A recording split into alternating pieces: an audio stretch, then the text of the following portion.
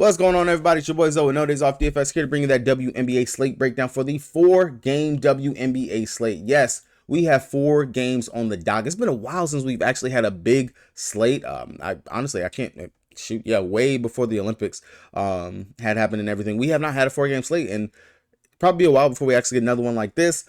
Definitely a big thing. The only sad part, and WNBA schedulers, y'all got to do better, bro. Why do 3 of the games start at 7:30? 3 games should not be starting at 7:30 on a 4-game slate.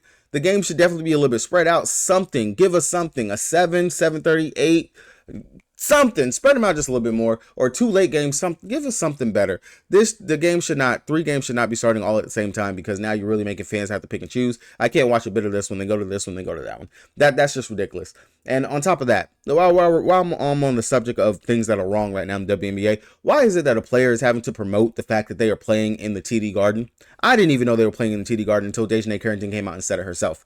That is ridiculous. No player should have to sit here and promote the way that these WNBA women have had to promote most of the season for anything outside of, and yes, I'm going to say it, and y'all are going to come for me, outside of Caitlin Clark. Outside of Caitlin Clark, I am having to see so much other things coming from other players, and you wonder why the whole narrative and the vendetta and all this other stuff that you guys are trying to paint in the media has been coming for the fact of they're having to step up and just point it out. That's just point blank period what it is. They really truly are having to point it out, and it's sad. It really truly is sad. It shouldn't even be this way. It honestly shouldn't. But nonetheless, not going to go on that soapbox.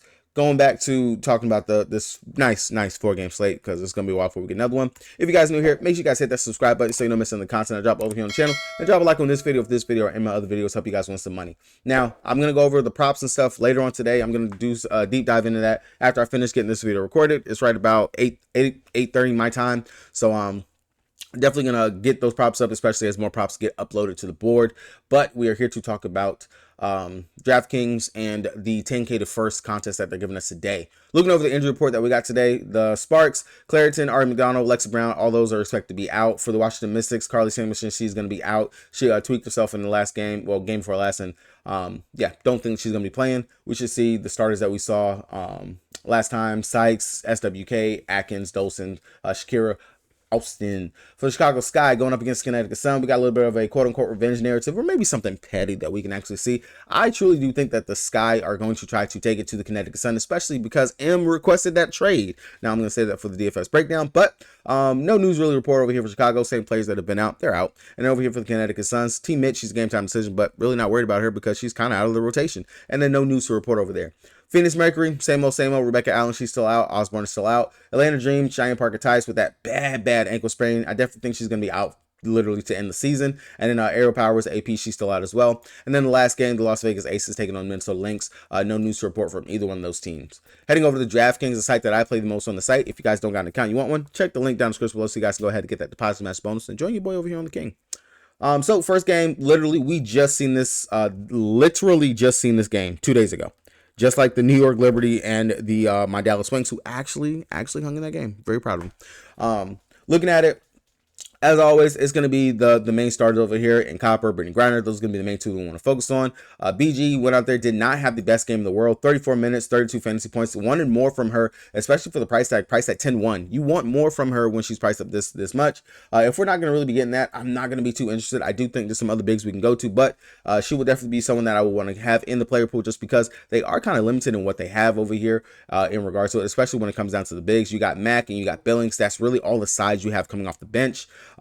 Yes, Herbert Harrington, she's going to play Sparty minutes, and then same thing, Cunningham, she's an undersized power forward because they are kind of small when they're out there on the court. And then K-Cop, pretty much the high usage that she has out there, 17 shots in that last game, 32 fantasy points, not bad, definitely could put up more. Like I said before, in that first game that she did play going up against Atlanta, she dropped 40 plus fantasy points going up against them. Again, that was without BG, and that was without them having Canada and everyone else over there for the Atlanta Dream. Definitely something to take note of. Natasha Cloud played piss poor and bad in that last game. 8 rebounds, 2 assists. Those assist numbers are dropping, not looking too hot, and only 6 points. Not really giving us the best production, but again, she's out there to play make and play some defense. If you want to go with Cloud, definitely think she's a really deep GPP play, not someone that's very high on my radar. And now DT, she had her worst game of the season. last time on 30 minutes, only 10 fantasy points. Definitely a GPP option. Not really looking too heavy at her right there, especially with the defense that they have of Alicia Gray, Ryan Howard over there on the other side. I will say, again, as always, Copper, Brittany Griner, those are going to be the main two. And then off the bench, I will have to have some interest in Billings just because they do seem to like her size and what she can do out there. Only thing was she got herself into foul trouble. This is her former team. We do know she can go out there, put up some decent numbers. She did in the first matchup when she did play with Dallas going up against them. So maybe we could see, hopefully, something better from her. She looked pretty good in that first game that she played with them going up against Chicago, 23 minutes, 27.5 fantasy points. So hopefully we can get a repeat and a better game from her here. 7,400, I don't mind it. Granted, it is a bit steep, so I actually want to have some other players that are definitely better options in some better spots. But if you were to land there, you're looking for some upside, low ownership, definitely wouldn't mind that right there. On the other side for me, Tina Charles, 10-4. Gosh, she is expensive, but worth it. I mean, there's no Cheyenne Parker. She's going to have to play the minutes, 33 minutes in that last game. I mean, just looking at the fact that she's actually playing some deep minutes finally, again, after playing like mid 27, 28 minutes a game. No Cheyenne Parker really to go out there, take those minutes from her. It looks like they're running a pretty tight rotation now over there for Atlanta. At 10-4, definitely worth it in a good spend spot. 17 rebounds in that last game, 15 rebounds in the game before. If a rebound line is like at 8.5, 9, 9.5, 10, if they don't think that she can repeat, I would definitely take that because still Phoenix Mercury are a weak rebounding team. And Tina, we know she can go out there, put up a couple of buckets and whatnot. Definitely can do it on the defensive side if she can actually get some steals or something like that. But those rebound numbers, if she's going to go out there and give me a double-double, I don't mind her at the 10-4 at all. Ryan, 9.7, not really looking too heavy at that price, especially for the fact she got bumped from 8,900 to 9,700 and only put up 30 fantasy points at 8,900. Not worth it to me. Definitely a very steep price increase for me right there. Canada at 8.9, really don't like that for her as well because, again, if she's not scoring crazy like that, yes, she can go out there and get me the peripherals. Yes, she can go out here and get me a couple of rebounds, but she has to be doing it on the defensive side as well and that scoring. In order for her to pay off a price tag like that, I want her to come back down to that mid 7K range, which she just completely jumped over, went from 6.9 to 9K. And then lastly, Alicia Gray at 8.5. I do like her price tag. Pretty steady Freddy right here. We know she's going to go out there and score. She can play some defense, and she will get us some of those peripheral stats, even with Canada being out there. Don't mind Alicia Gray at that 8,500 price tag. Now, I've talked shit about Naz Hillman continuously just for the fact of, like, I'm not paying Naz Hillman. I'm not. And I'm still not. But 7,200, she's going to start. She's going to be playing the minutes, tight rotation, like I said. You could definitely look there. Everyone else off the bench, Cadwell, Haley Jones, Nia Coffey, Cuba, even though she has been getting a little bit of an increase in minutes, considering that she is technically the only big. Maybe she can go out there and knock down a bucket. She definitely could give us more than just 11 fantasy points. That's a deep punt GPP option that you can go with right there. Going over to the Chicago Sky, taking on the Connecticut Sun. I honestly, wholeheartedly, this is one of those things that I buy into narratives. And granted, Em might have left the team on a good note, but she still asked for a trade. How do you think those players, if they didn't know anything about that trade, how do you think they might have felt? I think they might felt a little bit slighted that you felt the need to leave our team and go play for someone else after we were building a sisterhood over here. With that being said, Angel Reese 11-3, way too much in what should be a tough matchup going up against Connecticut Sun. I understand they have played, I think twice this season already. And in those games, 36 minutes, 37.5 fantasy points, and then 33 minutes, 23.25 fantasy points. Yes, can she go out here, get us a double-double, do what she always does, so on and so forth? Yes, she totally and definitely can. Right now in the season versus Connecticut, she is out there averaging roughly 16.5 points and 7.5 rebounds. I'm not going to pay that much for Angel Reese, is what I'm saying. When it comes down to it, 11-3, Asia Wilson at 12.9, I think that's what she priced at. I'm going to play Asia all day, every day, over paying up for Angel Reese. Way too much. Now, I will say Carter, who played off the bench in both games going up against Connecticut, I have some interest in right here, simply because she did go out there and put up a fantasy point per minute when she was out there. 17 minutes, 20.25 fantasy points, 15 minutes, 19.25, and who is more petty than the man, the myth, the legend, Kennedy Carter herself, who has a short fuse. And I can definitely see her getting into it with M. Definitely see her getting into it with Carrington. Definitely see her getting into it with AT. So hopefully back in the starting lineup, definitely should have some fuel in the tank, and she'll want to give it to him. I do like Carter here as at that 9.6 price tag. Definitely think it's worth paying for. Cardosa, tough matchup again, going up against Bree Jones down there. Definitely she will have the size on her, but I really don't want to pay that. Low usage anyway. 30 minutes, 25.75 fantasy points in that one game that she did play going up against them. Not really going to go there. Not worried about her at all. Lindsay Allen, not going there for her. Izzy, not going there. Wnba, even though she's starting, looks really bad out there. Not going there. Dana, no. Banham. For me with Banham, I don't mind looking at Banham at all. But Only thing would be she has to be knocking down the shot in order for her to even pay this off. I get it. Yeah, she's going up against quote unquote a former team, Connecticut Sun, who traded her, so on and so forth. But unless you want to buy into the narrative for 900, I don't mind it taking it as a GPP stab if you're making multiple lineups. Going over to the Connecticut Sun side, 10-9, that's much better. I would pay that for AT over paying the 11-3, 11, whatever it was for Angel Reese. That's just way too much in my book. Going up against the Chicago Sky so far on the season. She played 40 minutes, dropped 43.75 fantasy points in that game. And this first game, she got tossed out of where she played 23 minutes and was on pace for a triple-double, 24.5 fantasy points in that game right there. So I don't mind going to AT. Definitely the fuel is there for her to go ahead and smack this team up. Hopefully they don't play around with the starting lineup over here. Hopefully. But for whatever reason, they are messing with lineups and stuff this late into the season. We saw Wnba coming off the bench, and you started who was it? Ty Harris started. So really just really weird stuff. Hopefully they go back to the regular starting lineup. I wouldn't mind that. With that being said, Wnba 9-2. I don't mind her, especially if she can get hot, get going. She will definitely put up a decent fantasy point number. But I do think that the masses should be flocking to M here in quote unquote a revenge narrative spot. Hopefully she will actually come out here and knock down some shots and definitely just get in her bag like what she can. I don't mind her. The upside definitely could be there for her, especially if she actually decides she wants to stick it to the Chicago Sky.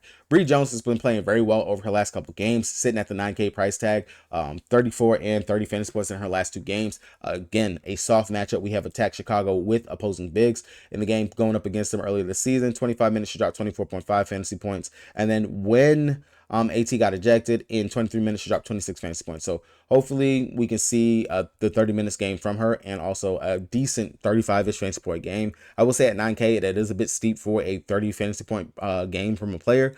But if you land there, you don't see anything else there. If you're making maybe a cash lineup or something like that, trying to win a ticket or whatever, I don't mind her for the safety. Everyone else over here, Ty Harris, Veronica Burton, O&O, Taylor, Buckle. I'm not looking at any of those players right there. The bench is really, to me, nowadays, they're not really... I'm not really looking there at a lot of bench players lately. I'm really not at all. Looking over here, Los Angeles Sparks going up against the Washington Mystics. This should be a decent game, maybe. I will say, honestly, the Sparks are one of the teams that I am focusing and realizing that they truly are, quote unquote, tanking.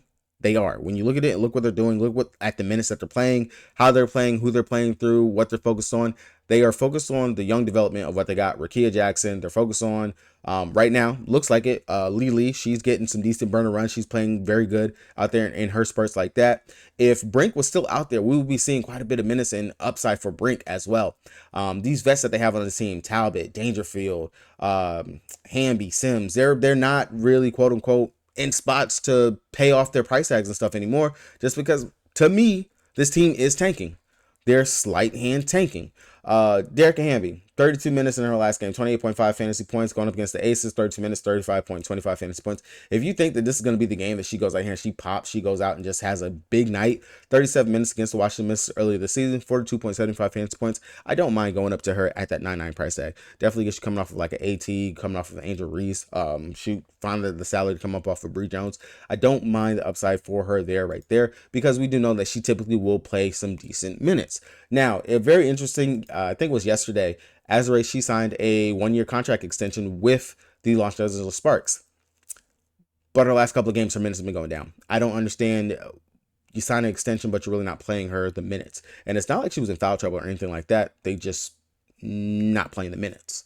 So definitely a decent spot. I do think that she should match up pretty well with Shakira Austin, especially block upside wise, because as I said last time, and Shakira went out there and she did exactly what I said she was going to do. She tries to be a point guard. She tries to drive the lane, and she turns the ball over quite a bit.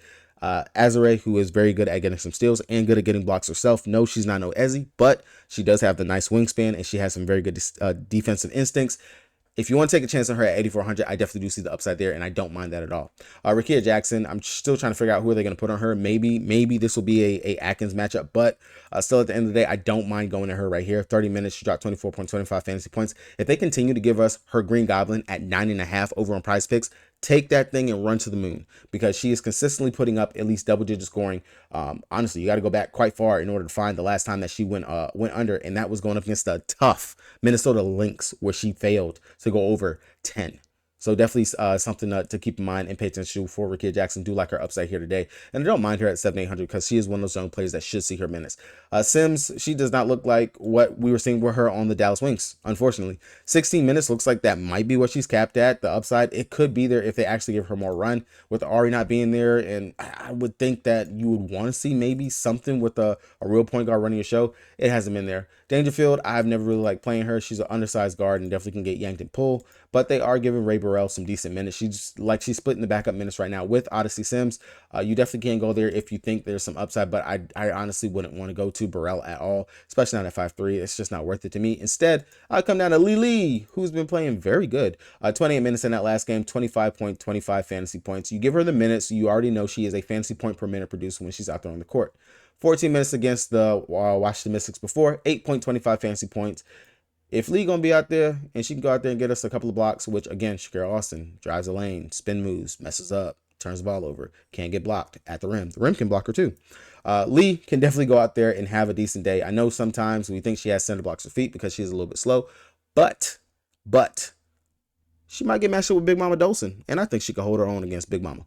Outside of that, not really looking at too much else over here for the Washington Mystics, for the Los Angeles Sparks. But for the Washington Mystics, this right here, Sparks, one of the worst. Not as bad as my Dallas Wings, but they are still bad in regards to defense and everything. Atkins, Sykes, Shakira Austin, all of these players should be able to go out here and have a big day, especially with the way that they are playing through Shakira Austin. 25 minutes in the last game, really great. Again, remember, they got rid of Misha Hines-Allen. She's going to have to hopefully see her minutes continue to tick up. If she's going to hover around that 25 minutes and you're going to tell me they're going to feature, they're going to feed her, I will continue to play her. At 8K, do not mind this price tag at all. Definitely warranted after dropping 39.25 fantasy points, and could have been more if she wasn't trying to be doing more than what she should be doing. 8 turnovers in that last game. She definitely could have had over that 40 burger. I love the upside for her here. Love her here in the spot. Don't mind it. 8K, really good price tag. Great spot for her. Outside of her, Brittany Sykes. Hopefully today's the day that I can get the Sykes game that I have been waiting on and just really want. I have been trying to get Sykes, trying to get the right game for her. Today could be the day. The steal upside, that should be there for her. Playmaking upside, point guards going up against the Los Angeles Sparks. We have continuously attacked them with opposing point guards assist props. The upside should be there for her. Love her here, especially at the 8,300 price tag. That's just too cheap for what should be a smash spot. I definitely see going with a Sykes and going with a Shakira Austin stack right here. Just go ahead and start your lines. It's really kind of decent, especially with some of the value that we actually do have on the day. Like I just talked about with Lily on the other side, I really do like the upside for her there. Atkins, too much. 9,300. I understand she definitely can go out here and have a very good game, but too much. 9,300. I'm not going to pay that for Atkins. Definitely GPP option. You can mess with that if you want to. I'm not going to go there. Dolson, GPP. Definitely I can see her being able to bang some threes out here. One play that I definitely do rock on the books is Stephanie Dolson. I'll pair it up with her 3 points made and find some other props and stuff that I like to make the money match in order to make it a decent money line play for me to go ahead and play over there on the books. But very much GPP option, not anything that you want to go crazy for. 7-7, yes, the matchup is good, but again, they kind of seem to be playing through Shakira Austin. Like that's just point blank period what they're doing over here. Everyone else over here, not really going to go to. Melbourne, no. Sutton, no. Actually, did we even see Sutton in the last game? No, we have not. So maybe we could see Shug play a bit here going up against the Sparks. So that'll definitely be something to be interesting. With that addition, I definitely will not be playing with playing Mel at all whatsoever, and then I would have limited disposal to Van Loo just because they will be bringing in another guard into this rotation. Now, in the sense of the bigs, of course, Leah Edwards off the bench, and then of course Emily, she is going to have to get some minutes. This is another value, quote unquote, play you can possibly look to if Emily is actually able to go out there and play well. We know she can put up some decent numbers, and we know they might extend her for those runs, those minutes if she actually is having a good day. I can see myself getting out here to that 4,300 price tag for Emily. Definitely a decent spot. All right, last game on the deck right here for us. Again, if you guys haven't already, make sure you guys hit that subscribe button. It means a lot to me, helps the channel grow. Thank you guys so much for supporting the channel. The growth, honestly, for this WNBA season has been great. And I don't think I say it enough. Thank you.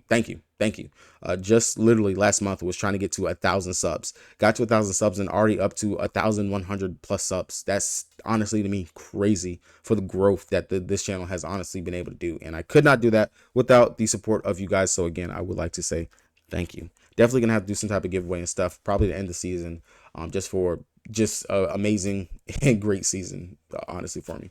So I'm going over here, Las Vegas Aces. They got their asses, to me, outplayed in that last game. A'ja Wilson went out there, did not have the best game of herself. 15 points. When was the last time we saw A'ja go out there and go 15 points? It's been a minute. Now, I understand the Lynx. They're a very good defensive team, but the defending champs, they're going to come back, and they're going to try to win this game right here. Going on to their home court after getting not necessarily embarrassed, but after getting whooped in that last game. Outplayed. I definitely do like the upside for A'ja Wilson, 12-9. If anything, like I've said before, I've learned it. A'ja's on the slate. Even if she's 14K, play her. Play her. I like her here at the 12-9. She's definitely going to have to make some adjustments. The whole team's going to have to make some adjustments. If they don't, then Becky Hammond, you're a fraud as a coach, is all I'm going to say to that. Jackie Young, she went out there. She had a Jackie Young game. Definitely had the peripherals going there for her. The points, 26 points, 42 fantasy points. Hopefully she can do that again here. At 9,800 price tag, I definitely would rather play my Sykes or someone else at the guard position, my Kalia Copper, things like that. Definitely don't like the price tag. Not messing with Plum. This is a tough matchup for her. And Chelsea Gray, not going there at all as well. For me, really, it is A'ja Wilson or bust over here. Definitely you can look to Clark and Tiffany Hayes. They are playing some decent minutes off the bench. 20 minutes for Tiffany Hayes since coming back from the break. And outside of that one game going up against the New York Liberty. But she is putting up 20-ish fantasy points. So we could see that hopefully for her again here today. I'm not messing with Kia Stokes. And then Clark again as well. She also plays some pretty decent minutes off the bench, at least close to 20-ish minutes. They are splitting that burn and that run out there between her and Clark. So I don't mind the upside for either one of those guys.